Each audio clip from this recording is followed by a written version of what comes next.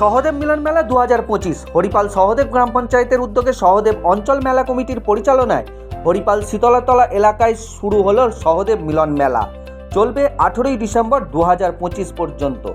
এই মেলা 17তম বর্ষে পদার্পণ করেছে। প্রদীপ প্রজ্বলনের মধ্য দিয়ে শুভ সূচনা করেন রাজ্যের মন্ত্রী বেচারাম মান্না। প্রধান অতিথি হিসেবে উপস্থিত ছিলেন প্রাক্তন ভারতীয় আন্তর্জাতিক ফুটবলার সৈয়দ রহিম নবী। এছাড়াও উপস্থিত ছিলেন হরিপালের বিধায়ক ডক্টর করবী মান্না, সমষ্টি উন্নয়ন আধিকারিক পারমিতা ঘোষ, হরিপাল অফিসার ইনচার্জ অরূপ মণ্ডল, পঞ্চায়েত সমিতির সভাপতি সুচন্দ্রা ধলে অধিকারী সহ অন্যান্য বিশিষ্টজনেরা। মন্ত্রী বেচারাম মান্না বলেন, এই মেলা আসলে মিলন মেলা। এখানে মানুষের সঙ্গে মানুষের সম্পর্ক যেমন গড়ে ওঠে, তেমনি মেলায় এসে মানুষের আনন্দ উপভোগ করেন, প্রয়োজনীয় জিনিসপত্র কেনাকাটা করেন এবং সাংস্কৃতিক অনুষ্ঠানেও অংশগ্রহণ করে নিজেরা পরিতৃপ্ত হন।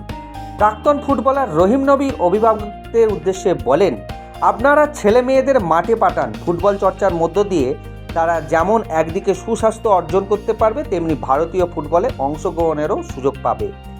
এই দিন মেলা কমিটির পক্ষ থেকে প্রত্যেক পঞ্চায়েতকে বিশেষ সম্মানও দেওয়া হয়। এই সহদেব গ্রাম পঞ্চায়েতের উদ্যোগে আয়োজিত এই মিলন মেলাকে শুভেচ্ছা বার্তা পাঠিয়েছেন রাজ্যের মুখ্যমন্ত্রী মমতা বন্দ্যোপাধ্যায়। খুশি মেলা কমিটির সদস্যরা।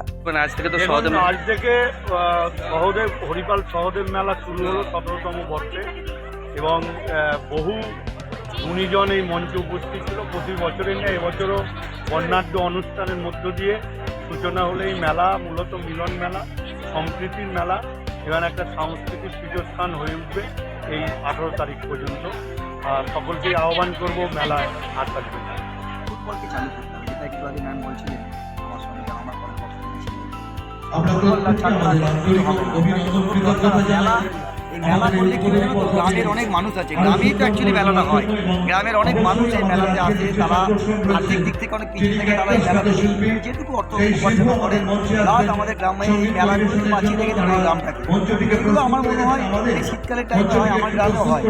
কিন্তু রাজ্য গার্জেন আছে বাচ্চাদের থেকে আসার পরে তাদেরকে মাঠে যাওয়ার জন্য উৎসাহ দিতে হবে বাচ্চাদের।